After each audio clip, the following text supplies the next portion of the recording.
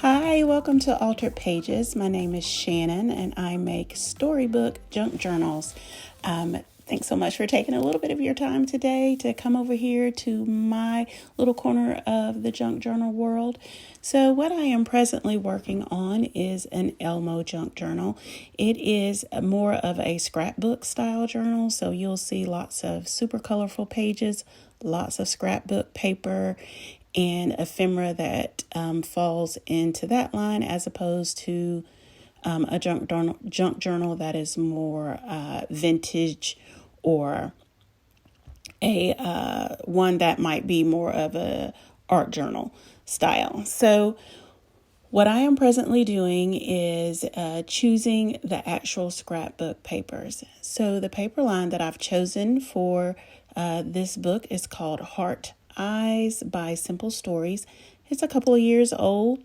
I believe I purchased it at Peachy Cheap. So when you're out and about and looking around on the internet streets, you might be able to run across it still. So I am just flipping pages back and forth, or auditioning them, as it has been termed in the junk journal world here. Just trying to see if I like the way the pages coordinate. So when I'm looking at pages, I am looking at color. Most of the scrapbook style ring bound journals that I make are really color focused. So it's almost kind of matchy. So I'm looking to see if the pages are working. So when I start adding in the additional layers of the journal, I have a good base that's already coordinates really nicely, so I can add all the bells and whistles later. So as I said, I'm just flipping back and forth, looking to see if I like the way the pages look. I actually chose another paper line to kind of go with it. It's these larger ones that you see here off to the side. It's a 12 by 12 sheet. It's lined by Echo Park. I can't remember the name of it right now. It is quite a few years old. I'm pretty sure I picked it up at Tuesday morning, when Tuesday morning was still open, because it was one that I had in my stash. If you're interested in looking at what items I'm going to use in this journal, you can go back to my previous video. I have one that is about project prep. So I'm just cutting down this 12 by 12 sheet here to be 6 by 8. I really like using 6 by 8 pads, but oftentimes I'll use 12 by 12s as well. So I'm just cutting down a sheet to make sure that I like the way it looks. I happen to like this little gingham with the pigs. I thought it was kind of it blended well. So as you see here, I definitely don't like those two pages there. So what I was doing is I was telling myself, okay, I need to go back and make those changes. So when I choose papers, I'm just choosing them based, like I said, on color. So I'm looking at ones that blend. Since these are double-sided pages, I am looking to see if it's working in both spreads. So both spreads to me is whatever page that scrapbook paper is going to be, the opposite of. So the left and the right, that's a spread for me. Whatever is on the left side of the page and whatever is on the right side of the page. So that's all I'm doing.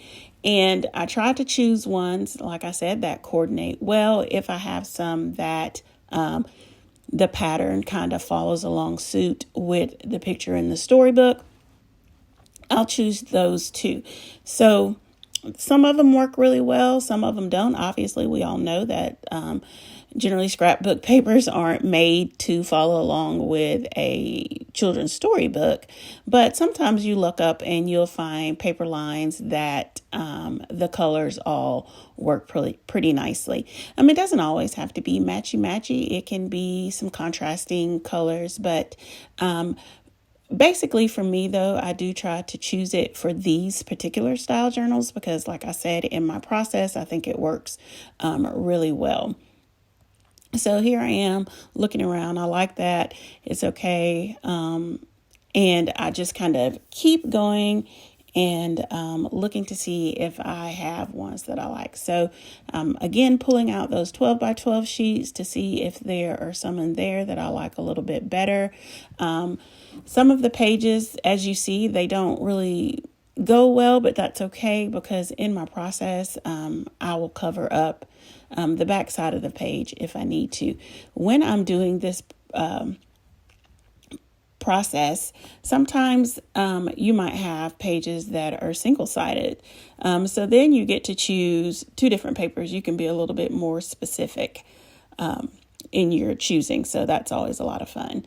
So I'm just cutting down my paper here. I'm using my new Tim Holtz trimmer. If you are in the crafting world, I'm pretty sure you have seen or heard about this new trimmer. I absolutely love it. I've had it for a little while now, and I like it out of all the ones I have. So I've made it to the end of the book, just looking around at these additional papers. I really liked this black with this last page, so I decided to use that one.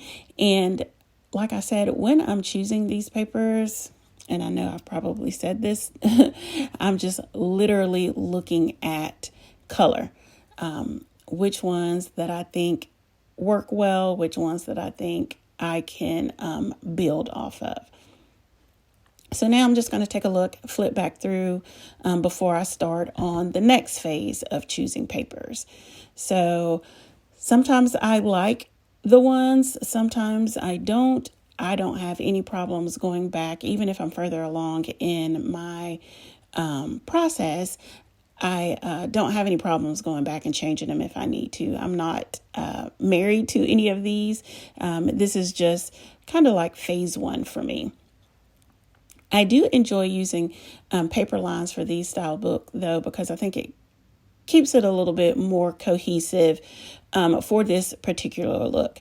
Now, the joy of junk journaling, however, is being able to choose anything. It's being able to choose all types of different pages and papers that you add. It gives you the freedom to just pick and choose what is inspiring you right at that moment and go ahead and adding it in. And that's why I love doing this so much. And these particular style of journals that I do, which I do a lot of different types of journals, but these particular ring bound style journals, they tend to be more scrapbooky looking. So definitely if you're interested in that, just stay tuned because I have a lot of more videos coming up.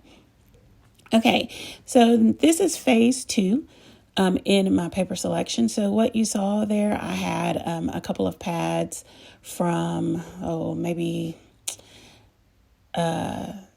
Paper Studio. You can generally find those at Hobby Lobby. And I probably had a Recollections pad from Michael's as well. So these papers are not scrapbook paper like cardstock weight. They are a little bit thinner and they are more, I would say more a 24, maybe 30 pound weight.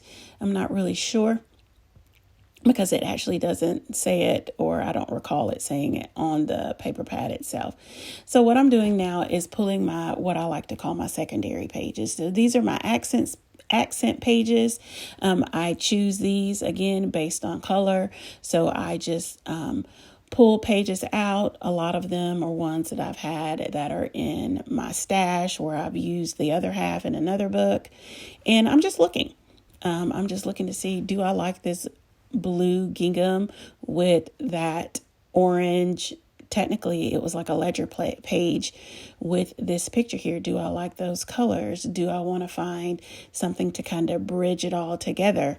So that's what I'm looking at. Sometimes I'll pull things out and I don't like them. So like this one here, I was like, no, don't like that. And I tried this one. I was like, maybe I'm thinking about it.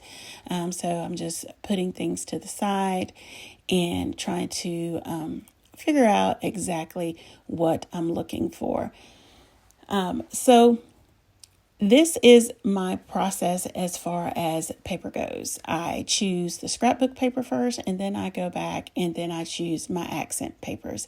I also use my accent papers to kind of bridge the gap sometimes when I need something to kind of cover up a page that doesn't work, like the two pages don't work or flow together in my spread. So I'll choose these pages as well. So here I'm looking at this little peach tone. I like the way it picks up the colors of the pig. I love that little gingham. It kind of looks kind of farmhousey to me. So here I'm looking. I know that I did not like that scrapbook paper, the black with the penguins. So I'm choosing a couple of options here for the penguin page.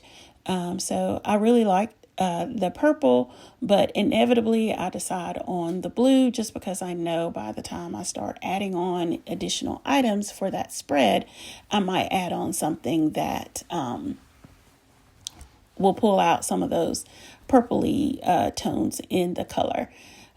So cutting up my paper, and sometimes the ones that I'll use as like a bridge page is a 6x8 size. The ones that I use on these pages generally tend to be 5x8. So then that way you can still see the scrapbook paper. So as you see here, it's kind of offset. I do that because I know that eventually I want to be able to see all the layering. So I'm working on layering. I'm working on layering color. I'm working on layering patterns so that eventually when the book is complete, it has a lot of texture and it looks really interesting and isn't flat. So it's a process. I really enjoy it. It is one that I developed that works for me. So I've just kind of stuck with it over the years. So I wanted this particular journal to be really fun and eclectic.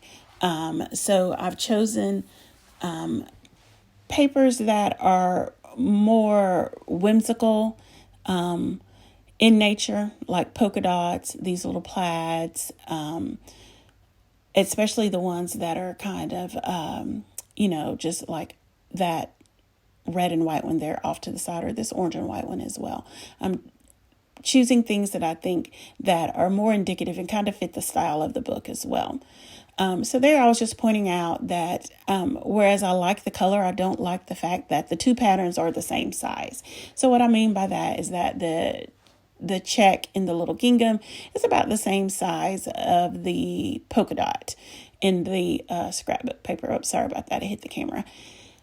So I'm looking for something that same color, but maybe something that is a difference in size to give me a little bit more texture. When I'm looking and choosing patterns, I like to choose patterns that aren't the same size. So then that way each pattern has its little time in the spotlight. So I'm looking at that as well. I know sometimes that's one of the tenets in designs, that you don't choose patterns that are the exact same size unless that is your focus. So I'm just flipping through, looking at those kind of like harvest gold type of covers to go with the count here. And I end up picking another one. It's just a little bit bigger than the one that I had initially chosen. So flipping through here, I love this page. I think it's great. And initially I'm thinking, okay, do I want to choose something orange? Because orange is another predominant color in that page. What do I want to do? And so as you see, as I'm choosing, I'm literally just doing ones where the color works for me. Okay, so I chose that green, and then here I'm looking at this page. to see what color I think I would like to add. And when I'm adding on those pages, sometimes you don't see the whole pattern of the scrapbook paper that's under it. So it's not quite as important for me in my eyes. Because as you see, like at the end, maybe I'm only going to end up seeing the orange and those blue tones. So maybe I can choose something that would coordinate with that. Because remember, I'm choosing things based on a spread. So the spread for me is what's on the left side and what's on the right side. So I'm choosing things based on the spread in its entirety. Because like I said, this is just the beginning steps, and I'm going to add a lot of additional tucks, flips, pockets, belly bands, and everything in between to this. Journal cards, tags, lots of additional items. So therefore, I've got a lot of room to play. So that's a lot of times why my base pages are a little bit more coordinated. Okay, and I'm just putting those papers off to the side there because I'm going to have to go back and cut them to fit the book. Like I said, this book is 6x8, and those are the sizes that I'm generally cutting. The pages that are the quote unquote accent pages that I'm pulling now, I cut those at 5x8. Because, like I said, it's just a process. I'm going to add in additional papers as well. I'm going to add in some actual journaling pages where you can, write on and, glue your pictures to or whatever you want to do. So this is just step one in choosing these pages. So I'm going to cut those with my trimmer here. This trimmer works pretty well. I'm able to cut a few pages at a time to get those ready. Now, when I'm working on my ring bound journals, I try to, in this paper selection process, I don't go ahead and punch the pages or punch the book and put my rings in because I'm just flipping back and forth and back and forth and back and forth in my process. So therefore, I don't want to wear out the pages in the book. So I try to preserve them as long as I can. So I'll just keep adding pages in and add pages in and keep stacking them until I get to a point where I know that it's getting a little cumbersome and I need to go ahead and start putting it together because it'll be a little bit easier to handle. So let's see. So I'm still just cutting these pages. When I get through cutting these, I'm just going to go back and insert them in and do almost kind of like a little final flip through to see if I like the choices that I've made here and if those pages are going to work for what look I'm going for. So these types of journals are really easy to make. Obviously, like I said, it's ring bound. So you literally just pick your pages, punch a hole in it, and then you put them all back together. So really, really simple as opposed to one where the signatures are actually sewn in. And I choose ring bound journals for this style of journal because I think it just fits well with it because of the amount of ephemera and items that I add in. So that's why I choose this style of journal for these types of books for me. Okay, so I love that little black and white little whimsy dot. And then I have this plaid. It just kind of pulls some of the colors together from the other side. I like that combination. That looks pretty good. I had remember cut that one to cover up that. I like this purple. I like the contrast with the purple and the orange there. I think that looks pretty good. I'm going to throw on some pink there. I like that. And with the count, remember I have that kind of harvesty gold color. I like that with him. The flowers, that page, that scrapbook page there. I didn't know if I would even use it, but it ended up working well with the count. Okay. And you see too, I flip them around. Just to see, sometimes I like the way the plaid is on the edge because remember I'm layering. I'm thinking about the layers and the texture. So there I found one that I thought worked really nicely with that. And I ended up choosing that blue pad for Oscar. And I got that one for that page. And then this last page with Elmo, this additional plaid. I also try to stay, if I'm doing plaids and polka dots, I try to stay with plaids and polka dots. Well, okay. Well, thanks so much for joining me in this little process. Definitely stay tuned and I'll have more to show you.